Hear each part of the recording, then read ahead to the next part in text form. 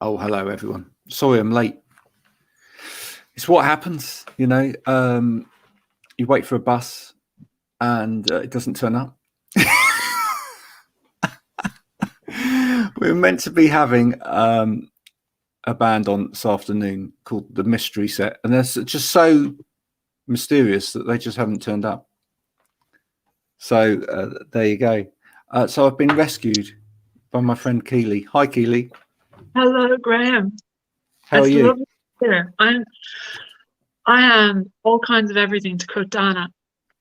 Dana is a singer in my country, the Republic of Ireland, who won the Eurovision Song Contest in 1970.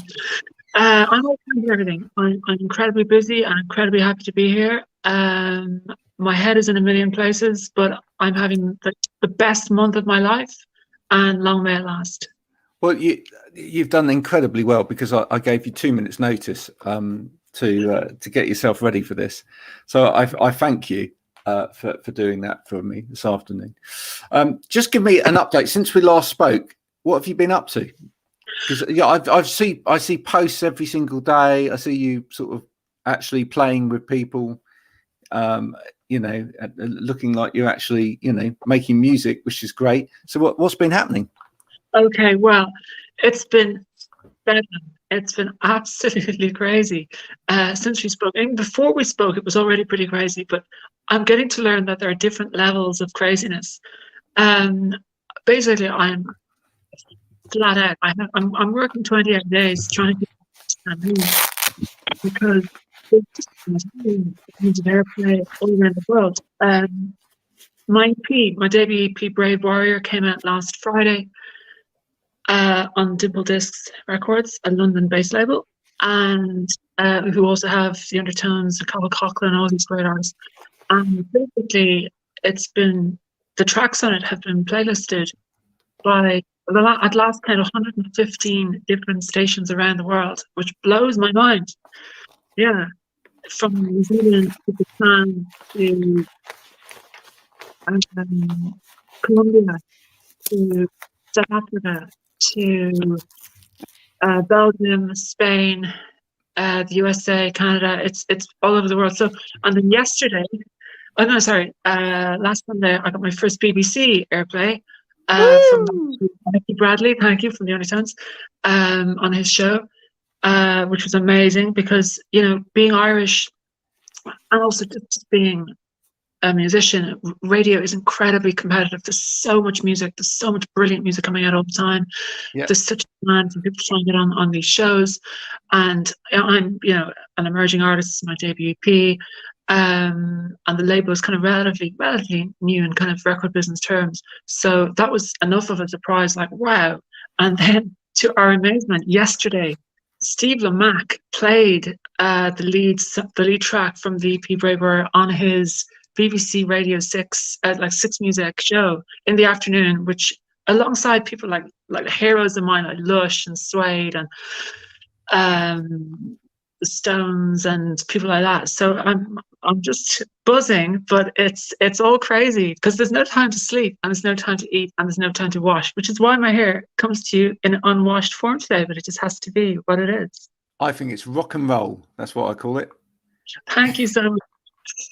I rock and roll. Steve Lamacq.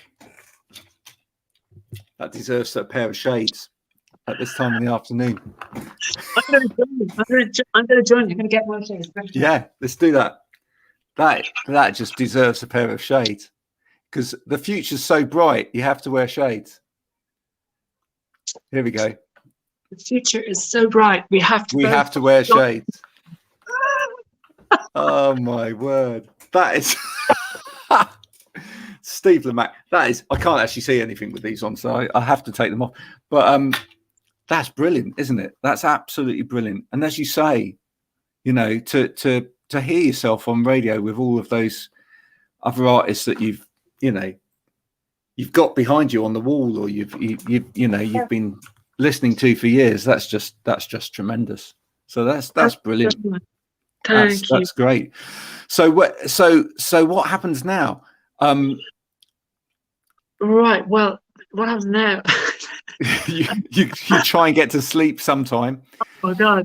but the thing is, it's so weird because I have wanted this my whole life, and it's all I've ever wanted. And the weird thing is, I often read, because all I ever read are band bios, partly because I'm utterly obsessed with music, and also because I always have, ever since I started getting into music, I always wanted to try and prepare myself for the future, which I thought I would have, which I'm having, but which no one could have predicted in terms of being able to be in this position. But I always wanted to be mindful of other bands, mistakes they made, the pitfalls. I always wanted it. I never wanted to make the same mistakes as certain bands and certain musicians if I could avoid it. So I've been studying for it my whole life, probably more than most musicians that I know, because other musicians I know don't mainline music culture or pop culture to the extent maybe that I do. But what happened was, in terms of, what was I saying there? Yeah, just in terms of everything, sleep, like all of these things, it's such an exhilarating experience because I've never taken drugs. I kind of, the only stimulant that I have is music, listening to music. I listened to Holy Mountain by Noel Gallagher's High Flying Birds, which is a track I absolutely adore, about 483 times yesterday, just over and over and over again, because it gives me such a rush. And when everything's happening and it's kind of coming at me 100 miles an hour, it just allows me to just tap into this kind of frenzied headspace, which I love. So yeah, and there's the irony, because obviously Noel Gallagher was once kind of a cocaine freak, and I'm listening to the music of a cocaine freak. And just as, wait a sec, can you go to fortheloveofbands.com? I've just gotten a message from the marketing manager at my label asking me to do something that I can't obviously do right now. But this is what I mean. It's like, for any bands that bands who, bands will know this, who are kind of a certain level, or it's coming at you 100 miles an hour, and it's glorious. But you feel like, I feel guilty a lot because I'm like, I haven't got time for it's the stuff happening all the time that any other time I would have gone, wow, I've got to post about that straight away. But I physically can't, because I've got another 10 things of a wow nature happening at the same time. And the weird thing is that, like, it's not like it looks like an overnight success, but it took so much blood, sweat, and tears to get into this position. I was, for years, I experienced nothing but failure, rejection, and ridicule in my native Ireland, in Dublin. People used to laugh at me and tell me I was mad and tell me I was shit. So I've had all of that. So it's so lovely to experience the other side of the equation, where I was like, oh wow, I wasn't mad after all, or I wasn't that mad. Well, I'm a bit mad. So, you know, but you do look. You do realise that you came on the show and then that it all happened. Joking. Yes. We have traced the years. What's the word? We have traced the patient zero. It all started on the Graham Coath show. I wish. Now look, all I need to know is all that I really need to know is, do I need to pack my bag, right? Because clearly you need someone now to come along with you for the ride, to write your biography, to get this right. Yeah. Well, after all of those years of reading everyone else's biography on the road, you need your own now, because this is starting now. This is it. The madness is going, and and we could start documenting it, as of now. That sounds like yeah, and in a year from now, when you're playing Japan or whatever, we can release the book. That sounds like a really good idea, because I think one of the things, I'm a real archivist. I love trying to preserve. I suppose I've done it with where Inga Maria Hauser as much as I can, to try and preserve, because life is moving at such a frantic pace for all of us all the time, and things are changing, and it's like, and developing, and the online world especially is so frenetic. And I suppose there's a part of me that's always trying to preserve things, and so that's, in terms of the Keeley Chronicles blog, the blog that I write on behalf of Inga Maria Hauser. If you don't know who Inga Maria Hauser is, Google her name and you'll find it. I'm saying that to your listeners. I know that you know who she is. She's my muse, and she was an amazing person. Who was taken out of the world in a very shocking, very tragic, unique circumstance. But I suppose all of this stuff is happening, and I'm trying to kind of chronicle it. So that is a really good thing to try and document something, because this is probably, I think, looking back, if we look at the rise of bands, the most interesting. I remember I heard Kurt Cobain saying it about Nirvana, that the feeling. He said there was this amazing feeling while Nirvana were experiencing, not to compare myself to Nirvana, but while they were experiencing that rise, it was exhilarating, and I remember he spoke about it in an interview in 1993 with a guy called Michael Azerrad, who wrote the book Come As You Are, really, really good book. And he said he would love to experience that again. I think he felt kind of sad that he was established and that he couldn't relive that ride. So in a way, even though far more people come on board a band or an artist when they're far bigger, I think there's a purity and a spirit and a joyousness to the very early days that is kind of magical. And I've seen it with all my favorite bands. It's just that sense of adventure and newness. But even for all of that, I could never, and I've read band bios my whole life, I could never have known just how ferocious it is. Like, for example, the schedule. Here comes a big reveal. I can't believe I'm even going to say this. I'm not even wearing a bra right now. I didn't even have time to put my bra on. For me not to wear a bra during the day is like unheard of. I had to, the other day, I had to try and... Keeley, can I just stop you there? Just for 2 seconds, just to make you feel better. I'm not either.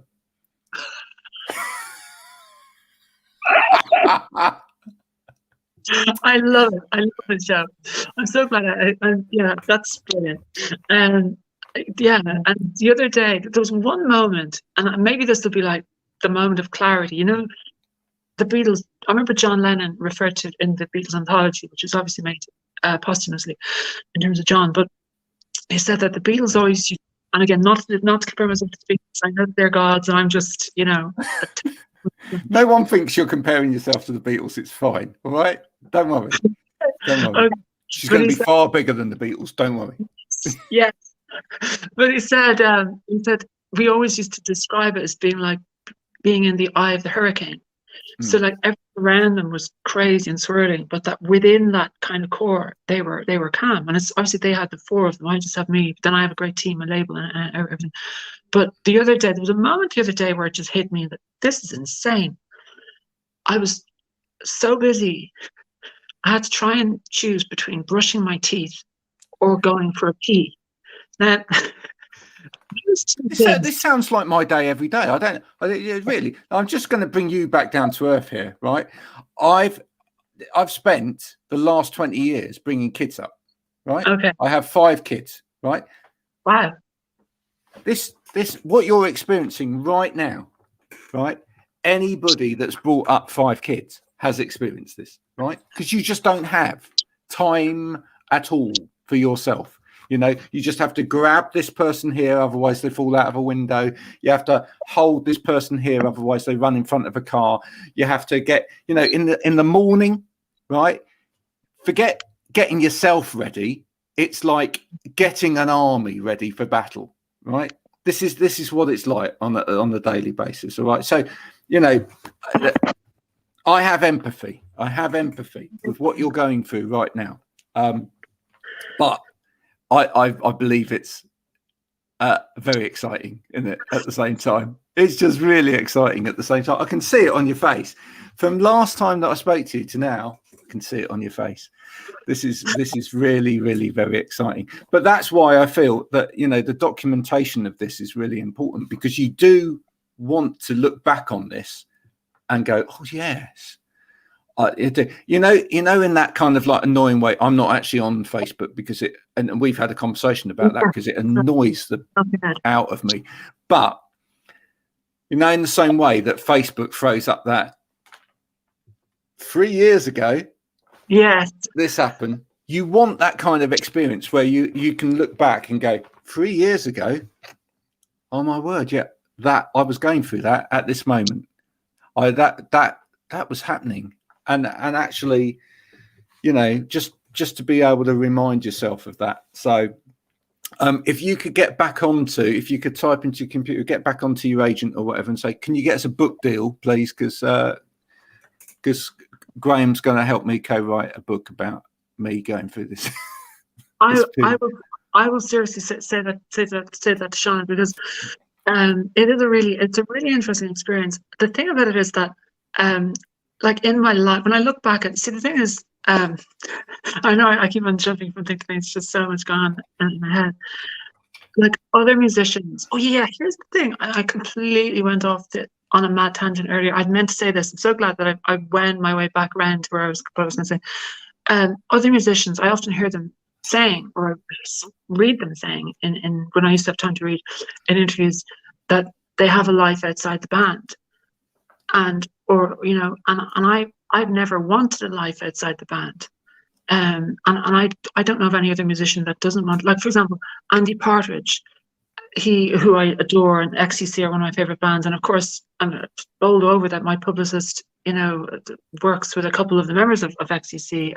She runs the campaigns for Colin Moulding and Terry Chambers from XTC, which is amazing. But Andy Partridge quit touring. I had a breakdown and just basically quit playing. XTC were one of the greatest live bands of all time. I know Andy Partridge doesn't think so, but they were.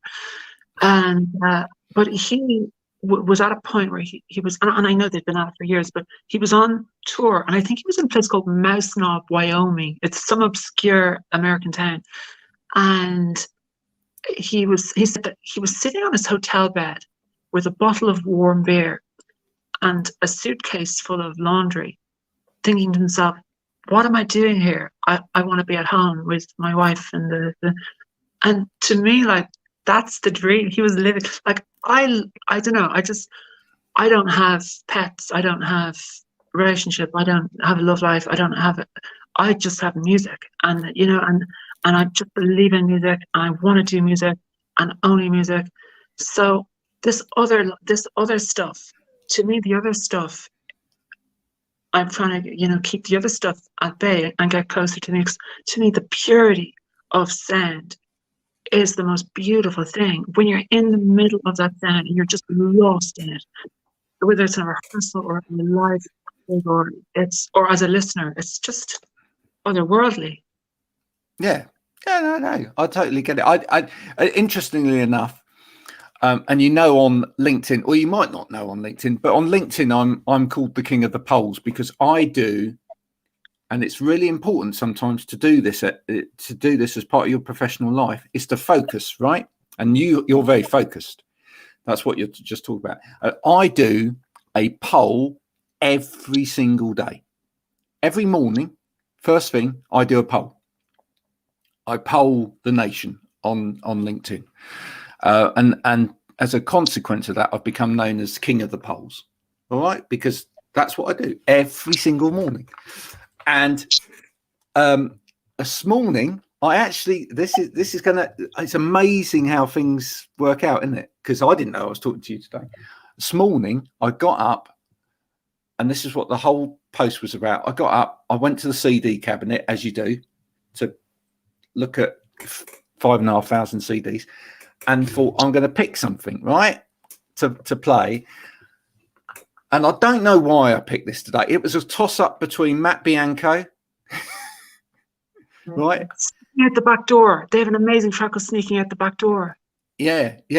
But I was actually, in my head, it was like, get up, get out your lazy bed. Anyway, that's what I was thinking, right? But, and then I saw it, and I thought, do you know what? I just haven't heard that for years. I'll probably have to put the glasses back on again now to hide for saying this. I pulled out Bros. Now, I don't know why I pulled out Bros, but I did, right? And so onto the player, when will I be famous? And so I wrote a poll about this, etc. And I talked about the fact that I asked people when they were young, did they want to be famous? Right? Because I certainly did. Right? I I went through a period in my life where music was absolutely everything, and I believed wholeheartedly that I was going to be a famous musician. I used to sit and I used to dream and I used to watch Saturday Morning Superstore or whatever, watch all the, watch the videos playing, whatever. And I was like, I'm there. I am there. That's going to happen. And then I got into a band and I thought, that's going to happen. That's going to happen. Right now, that doesn't work out for everybody. That doesn't work out, because sometimes things come along, bang, a relationship might come along, bang, or something else comes along, and priorities might shift slightly. I mean, music, as you know, to me, music is still immensely important part of my life, etc. But I was really surprised. I was honestly really surprised how many people went, nah, never wanted to be famous. Just always thought, going to be a bank manager, and I was like, because to me, right, I just thought, well, that's a bit sad in a way. Maybe it's fine, but they didn't dare to dream. Yeah. I just, because even though like those dreams changed and other things happened, it's made me who I am in terms of still being the way I look at it, right? And I read a quote by Gene Simmons, believe it or not, from Kiss, about people being rock stars, and rock stars aren't all in music. And that I thought was actually, for someone in Kiss, was actually really quite amazing and quite inspirational, because what he was saying was, and I hope you're still following us here at home listening to this, but what he was saying was that ultimately at the end of the day, what happens sometimes is he said not everybody can be a musician and be a rock star, right? But rock star is an attitude. It's not a job, right? It's not literally everybody gets up on stage and sings songs and is a rock star. But sometimes for some people that changes in life what you end up doing. But rock stars can be in all walks of life. It's people that have that, ultimately, whatever they get into, they have that passion and that fervor for making a change and making a difference and doing this better than anybody, etc. Absolutely. I completely agree. Yeah. And actually Liam Gallagher subscribes to that theory himself. I've heard him refer to it as in, because I think he's always been conscious of the fact that so many people who grew up around his way and Burnage were hilarious, were comedian, had star quality, or had some vestige of star quality, but they just never got a chance to shine, and they never, whatever way things panned out, they didn't end up being able to project that element of themselves and maybe develop it more. But I completely agree, and in fact, like that's something. It's like I see that in Inga Maria Hauser. To me, she's a rock star who never got to be a rock star. You know what I mean? It's kind of that thing, and it's like there's a special, and we see it in football. We see it with like Eric Cantona. He was a rock star footballer. George Best, Cristiano Ronaldo. There's certain players, Frank Worthington. I've this Rodney Marsh. These kind of people. A good one. Actually, the only thing is I'm right out of strawberry milk, so I have a bit of a problem. You know how much I love my strawberry milk. Yeah, I know how much you love your strawberry milk. Yeah, that's serious. I had to double take when you told me earlier that you were on the strong stuff. I was like, I thought she'd gone over to Yop, and then other brands are available, but no, it was just what was it you were holding up? Was it Moo or something? Muju. Basically, Muju. It's like the Irish version of Yazoo. It's not Yazoo. It's simply, actually, do you only you could come up with that. There you go. Oh my word. Does it pour out from a window above? Anyway, by the way, if you work for that company, Keeley would love to be sponsored for the tour. Absolutely. I can She assure can them. really push your brand. Really push your brand. But that's the funny thing. Like, we see it, you know, in rock or pop history, where there's been all this quite cheesy kind of product placement, or even in popular culture. I mean, and most notably, the nadir was Anthea Turner's wedding. You know the story, when she she was enlisted to promote Time Out, a Cadbury's Time Out bar, on her wedding day. So she signed a deal with her husband. Do you know that the story? She signed a deal with her husband with Cadbury, that in every wedding photo taken on their wedding day, they would be holding a chocolate bar, not in an ironic way, but yeah, I swear to God, if you Google Anthea Turner wedding, you check it out. Every photo, they're there with, like, at the church and the ceremony, and they're just. Yeah. And you know what? You know what the first dance was, don't you? No. Careless Whisper.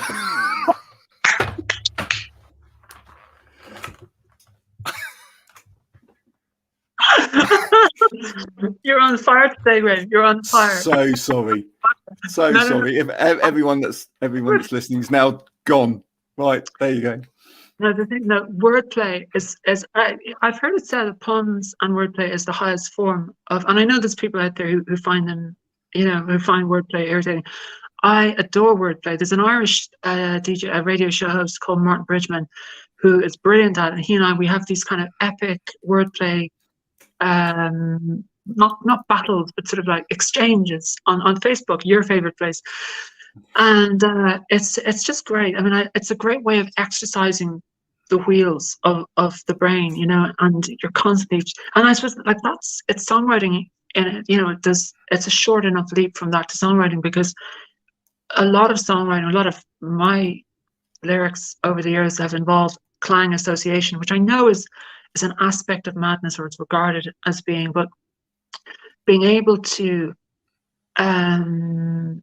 assemble words in such a way so that phonetically there's a sort of what's the word, I can never pronounce it, onomatopoeia or something like that. There's some sort of word, I think it's onomatopoeia, whereby the sound of the word sounds like another word, and there's a relation in terms of the meaning of one word with another, and it's onomatopoeic. That's it. Onomatopoeic. That is the thing. It is absolutely. I know. I love wordplay. I love the wordplay in lyrics as well. For me, one of the best Smith songs, for example, is "Come to Wish You an Unhappy Birthday," because that tune actually sounds a little bit in your head. It sounds a little bit like "Happy Birthday." It's close enough to sound a bit like "Happy Birthday," right? Yes. But, you know, and I've come to wish you an unhappy birthday. I just think, you know, it's just very, very clever. It just takes you to an interesting place, because Happy Birthday is such an interesting song, isn't it? And I can understand why Morrissey was thinking, do you know what? It was probably at a kid's party. and I heard someone singing Happy Birthday and just thought, you know what, I've got to write a song that puts that right. Yeah, well, I think that's the thing. I think it sort of encapsulates the essence of Morrissey as a contrarian, as a lyricist, as a radical cultural force, and the Smiths being what they were, that he would take something that would have been perceived as being untouchable because of its uncommercial nature, and he would actually find a way of shoehorning it into a pop song, courtesy of Johnny Marr's beautiful music, and making it sound far more interesting than the actual Happy Birthday, which is obviously the evergreen classic birthday anthem.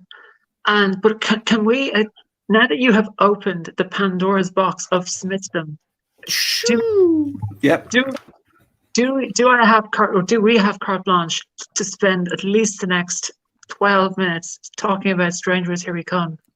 Because it is such a great album. It is such a great album. And, you know, Morrissey and Marr are both on record as saying that it's their favorite Smiths record, and that they think it's their high point creatively. But it's interesting. When that record came out, I mean, in the book that changed my life is Morrissey and Marr, The Severed Alliance, by a guy called Johnny Rogan, who passed away last year, very, very sadly. And it's a book on the Smiths. But that was my introduction to everything, really. I mean, I learned not only about the Smiths reading that book, but I learned about the bands that they'd influenced, the bands who influenced them. My whole musical education started there. Well, it started with the Smiths, so with that book. But in that book, there's a very interesting part where Johnny Rogan is talking about the critical reception that Strangers Here We Come got. And Nick Kent, who obviously the doyen of rock journalism and all this, he had, you know, it was very lukewarm on Strangers Here We Come when it came out. And he said that up until Strange Ways, the Smiths' career was a perfectly ascending trajectory. And looking at it now, it's absurd that anyone would have that view that Strange Ways was some sort of like downward step. It's a magnificent record. Oh, it is. It is. It's my favourite Smiths album. Mine too. I mean, just because it's so, I mean, you know, you've got strings, it's so gloriously big in places, etc. I mean, you know, the sonics of it with sound just rushing in and rushing out again, you know. Yeah, I mean, that is a song, the rush, and you know, just that glutchalness from Morrissey's voice. Oh, yeah. I know, a rush and a push, and the land that we stand on is ours. It's ours. And you felt that, didn't you? You felt that kind of, you know, there's something very revolutionary about that as well. It's like a revolutionary cry, you know. It is like a rallying cry, a clarion call. It has that thing that all great openers have, where it's a beckoning, a calling to arms. And I'm just so sad that, and I know that the Smiths have individually have spoken of their sorrow that they never got to perform their song live, because I learned that the Smiths, there was a lot behind the scenes with them in the summer of 1987. But they were being lined up to do a huge tour of US sheds. And they were set to open the set every night with "Stop Me If You Think You've Heard This One Before," which would have been an incredible setup. Can you imagine that? I mean, hearing that live, and then the whole. But obviously, as the first song in the set as well, right? Stop me if you've heard this one before. I mean, yeah, no, we haven't. Do it. Exactly. Come on. It's so good, and see, the thing is, it's like, I know that there's. See, I'm in two minds about it. On the one hand, like most of the bands that I and I'm sure you, because we have to talk more about music and just, you know, find out exactly. But I know that we have so much in common musically. But so many of those bands were a prime example of the burn brightly, burn briefly thing, whereby it would explode into the sky like a shooting star, but then burn itself out. Whether it's Joy Division, less than two albums, but one of them released posthumously. The Smiths, 4 studio albums. The Jam, you know, Paul Weller finished the Jam up when he was 24 years old. Johnny Marr, you probably know this. This is a mad fact. When the Smiths split, Johnny Marr was 23 years old. Was he 23 years old? Well, he wasn't even 23 because he was born in 1964. No, because his birthday's in October. He was 22. 22 years old. He was 22 years old when the Smiths split, which is ridiculous. And the Beatles, when the Beatles, he shouldn't have even been able to play the guitar like he could at that age. Exactly. Right? And, yeah, It is mad. But if you think of it, like, and by the way, the Smiths, I'm not sure how many of your listeners would know this, but part of my self-help therapy during lockdown, in the Republic of Ireland, we've had a very stringent lockdown, 15 months full on. We went into lockdown before the UK, and we've had it. It has been more extreme here, in terms of just the restrictions.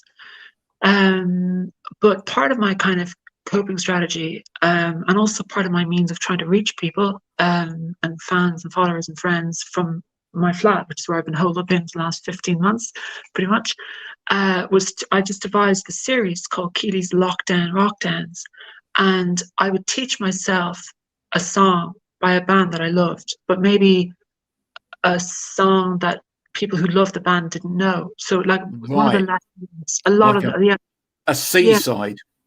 yes, exactly. Or like, Yeah. say, for example, with the Smiths, I did "I Don't Owe You Anything." It's a beautiful song, but has always been very under the radar.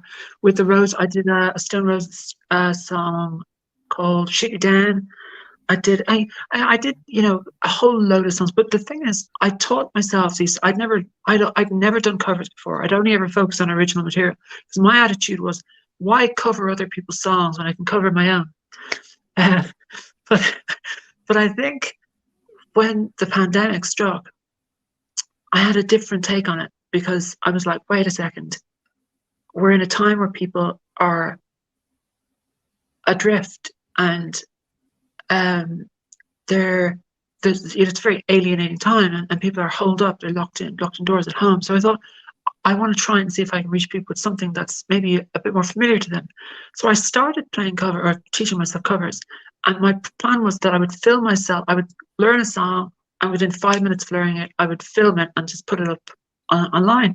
So I did that, and it became more than just that. It became a lovely way for me to kind of overcome my previous aversion to playing covers, and to see the value that I could take back into my own music, because I think I became more of a rounded musician just by the fact I was playing so many different styles and songs, and tackling guitar parts. I mean, I did This Charming Man by the Smiths, and yeah, and I wanted to replicate it note for note. So, not just strumming the chords. I kind of wanted to play every note that Johnny Marr had did, and see if I could do it, and see if I could teach myself that song and do it. And You're a better person than me. thank you very much. And my favorite song of all time, which is "The Bitterest Pill I Ever Swallowed" by the Jam, which is a song that it's actually incredibly difficult to play, and Weller, and it's a very difficult to sing at the same time. So it was a real challenging experience. But it ended up being lovely, because I posted it on Facebook, and I ended up attracting hundreds of fans of those bands from around the world, who then got into my stuff, and it was just a lovely kind of thing. But I think, how did I get on the subject of that, talking about the Smiths? Guitar playing, and how what a wizard Johnny Marr was and is, and he's so great live. As a solo artist, he is just, go see him. If anyone hasn't seen Johnny live, just buy, beg, borrow, or steal to go to that show whenever. And he can sing, folks. Yes, he actually can sing. It's not just a guitarist, he can sing. He can sing beautifully, and his band he's got a fantastic live band. He's a lovely spirit. I kind of think the spirit of the Smiths is alive in Johnny. He's retained it more than other people. It always surprises me. It is. I love the fact that you covered songs. I do love the fact that you brought it more mainstream, but I love the fact that initially you covered songs that people wouldn't have heard of, etc. I mean, a guy called James Austin on LinkedIn. Hi, James, if you're listening. Did a little post on the Beatles today, because it's something National Day about listening to the Beatles or something today. I didn't know that. And he was asking people what their favourite Beatles song was, and all the obvious ones were going up there, sort of Hey Jude, and Love Me Do, and all of that. Yeah. And so I decided to wade in with Carry That Weight. I thought I'd go in with something off of Abbey Road that that people probably would know, but isn't quite so there. And also, I felt that really was an anthem for the pandemic as well, because we've all carried a lot more weight. Absolutely. Yeah. Well, both physically, I have to say, and mentally. So there you go. I feel that's really kind of a song for 2020 stroke to, going into 2021. Carry That Weight by the Beatles. It is, and it dovetails beautifully back into you never give me your money. The amazing way that they weave, with having started the long medley with like Sun King and Me Mr. Mustard and you never give me your money. I keep nearly saying you never made it that far, which is one of my songs. You never give me your money. And then to return, having had this big choral anthemic, like flourish with Carry That Weight, to then go back in to you never give me your money, but with the horn parts and everything. It's a masterpiece of arrangement and orchestration. And you can see George Martin, having been pushed aside during the making of Let It Be, that he was really thankfully brought back into the fold more in terms of Abbey Road and being allowed to produce it, which was his hallmark. So listen, it's been wonderful having you back in this space with me again, and what a fantastic guest you've been for a 2-minute knock on the door. So during the busiest day of my life, busiest day of your life. So now all trajectory must be towards album and tour, must it? Is that where we're heading? Yeah, it is. But the thing is, it's a really interesting point because there's a lot going on behind the scenes. I mean, I'm recording a second EP at the moment, which would be the follow-up to Brave Warrior. So just putting the finishing touches to that in the mixing stage, and then going back into another studio where myself and Alan, the producer of Brave Warrior EP, we're working on the debut album. So I've got 2 recording sessions in 2 different studios ongoing simultaneously, and also trying to rehearse with the band in terms of getting ready for the live show, because there's going to be some news on the live front coming very soon. Yes, thank you. And it's so weird because it will be the first, because of the pandemic. We've only ever done like 1 gig in front of like a proper audience, and then a second we did a TV show last December, and it was weird because obviously during the pandemic there were audience restrictions, only 15 people allowed in the building apart from the film crew, so it was just a smash and grab. But so we did those 2 things, but apart from that we haven't actually done, it was for RTE, for Irish TV, but we haven't done any other shows. So I'm so looking forward to getting out and playing live, and to going over and playing in the UK, where I know there's so much interest in the US and around the world. And I think, do you know where you're going? Do you know where you're going in the UK yet? He says, yeah, pray. Well, yeah, I'm sworn to secrecy. Okay. But I'll try and say this. I'll try and not, get into. Well, no, I'll tell you what. Just tell me off air. Right, tell me off air, right, where you're going. But Keeley will be going somewhere in the UK, right? Now, if you'd like Keeley to come to where you are, right, all you need to do is just bombard her on social media with come here, Keeley, right? And she'll pass that back on to management. And, if you get enough people say, come here, then she might do. Right? That's a really not promising. We're not promising anything, right? Not saying that she's going to turn up in Rotherham because you say Rotherham. But if 1 million people from Rotherham, bombard her, she may well go to Rotherham. Just saying. That's the way it works.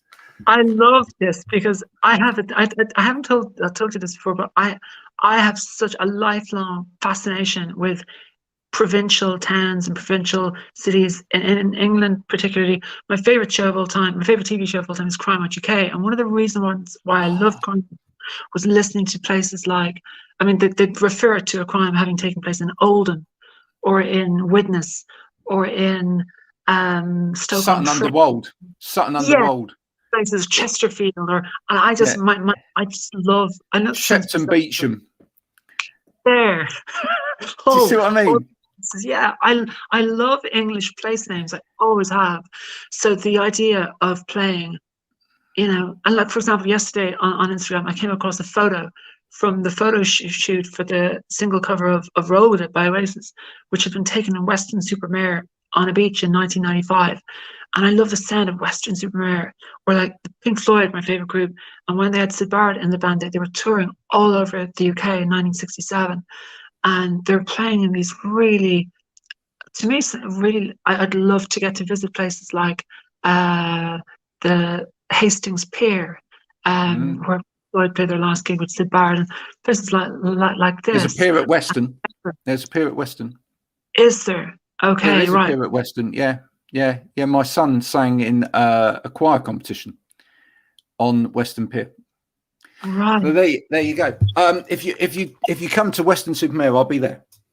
Oh, nice. Is that close to where you are? Yeah. Weston's literally,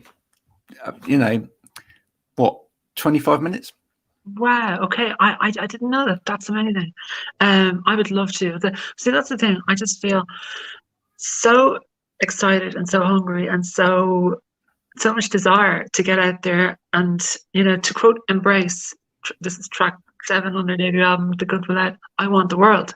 And I have the most fantastic label and team around me. And it's just trying to physically find the time to do everything. But I would love to do that. And in terms of the album, because you went to the album there, like the album is going to be out next year. And but in the meantime, there's going to be, I mean, obviously Brave Warrior is the debut EP. And I think Brave Warrior is the ideal kind of potpourri, because it has, I think, a lot of sounds and styles woven into the fabric of the record. And the other mad thing about it is that all 4 tracks are getting airplay all over the world. Instead of like, say, one like lead single or kind of one writing song, all 4 tracks, even track 4, which is the slowest, kind of darkest, weirdest song, which is You Never Made It Far.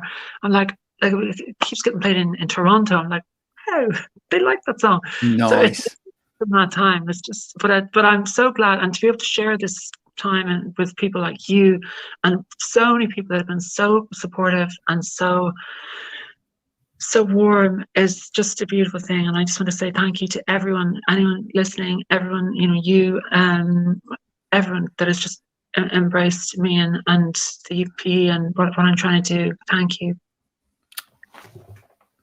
You have me in tears in a minute. You absolutely have me in tears. Now listen, so people can go and check out the EP already. It's on Bandcamp, isn't it? Yes, it's on Bandcamp. It's on Spotify. It's on Apple Music. It's on Deezer. It's on Tidal. It's everywhere. And I suppose the quickest way to get at that, I mean, I'm Keeley Sound on all my socials. So I'm Keeley Sound on Instagram, on Facebook, on Twitter, on everywhere. I think YouTube, like all over. So yeah, Keeley Sound. Although my name is obviously just Keeley, but I'm Keeley Sound on all those places. And yeah, there'll be the link to the link tree, which has all the different links on it. Like, in fact, what I'll do is I'll make sure the link tree link is on the link to this, so it's all linked. Perfect. And then it's all it's all linked, isn't it? And then you just click those links, and you just end up there in a beautiful wash of sound, and you'll be, oh, there I was listening to Graham and Keeley talking, and now I'm listening to Keeley singing, and that's just a beautiful way that digital things work these days. But yeah, I can't wait for you to be out on tour. I can't wait to actually get to meet you, have a pint, and a pint of strawberry milk. Yeah, a pint of strawberry milk. But yeah, I know you don't drink. Don't drink what I drink, which isn't quite a strawberry beer. I drink. Is there such a thing as a strawberry beer? Yeah, actually, you know there is. There is Really? such a thing as strawberry. Yeah, you can get strawberry sour beer. Wow. It is a really lovely thing. It's a really, in fact, there's a local brewery not too far from here that do a really lovely local strawberry sour beer made with strawberries and hops. It's lovely. It's absolutely lovely. But obviously, when we meet, I might have that, and you might have a pint of your, moo shake thing, which is which is great. But yeah, no, I can't wait for that to happen. Can't wait for you to, to come and play somewhere in the UK near here. Can't wait for to hear the next EP come out, etc., etc. Everybody, just keep following Keeley, because this is going to be the year. This is where it all starts from now. You can say, I heard her first on Graham Coath show. I've forgotten all about that now. She's famous, and now she's over here. And one day, hopefully, you'll come back and speak to me if you don't get too famous, because you know what happens. These people, they get famous. No, you say it now, but they get famous, and they say, right, I'm not speaking to you anymore because I'm too famous. I don't believe you'll ever be like that. But, never, ever. And this has been such a lovely. This has been the calmest. Like, this is like a break from the hysteria, or from, because I have a mountain of stuff over there, but right now, in the here and now, this is actually a nice, peaceful space. So, not only have, you might think that I've, given you a dig out in terms of standing in for the other artists, but it's actually, you've helped me out, because it's just helped me to just get my head out of the frenetic haze for a bit. And the other thing, just real quick, that the famous time that the Sex Pistols appeared on Bill Grundy's Today Show, they were standing in for Queen, who were meant to appear on that show, and for some reason Queen couldn't make it, or they pulled out. It was some reason why Queen flaked out, and at the last minute, because the Pistols had just signed to EMI, and Queen were on EMI, and EMI said, "Hey, look, we can fill the breach with this new band signed." So history may well have been very different had that Filth and the Fury moment not happened. So isn't it amazing how, not that we've had any Filth and the Fury moments here, although I did announce that I'm not wearing a bra, which is a first. it's a fashion statement. It's a fashion statement. It's a fashion statement. Yeah, no, absolutely. Yeah. You'll have hundreds of women all over the country soon, burning their bras, saying Keeley's started something here. and as I said earlier, I'm not wearing one either. So a solidarity in that. Oh yeah, actually, I'll do it with my new bracelet. There you are. Yeah, that's all the kids. That's all the kids' names. Isn't that nice? That is lovely. Yeah, I love wearing bracelets. I was doing a TV. This is going to sound ridiculous. Yesterday in my flat, this documentary that I'm taking part in up in Northern Ireland, and they sent a film crew to film some sequence of footage and photos of it here. And we're starting off to do this interview. I was, quite, what's the word? Well, a very serious interview, because it was in relation to Inga and the case and the investigation and everything like that. And they suddenly realized at the very start of the interview that, as I was being quite animated, and my bangles were jingling, and I suddenly was like, oh wow, I'm actually wearing bangles. These are the things, I suppose. But in a way, I like it, because we see it on TV whereby people are maybe so slick and everything's kind of media trained. I love it when you get an element of rawness and an element of reality. I do.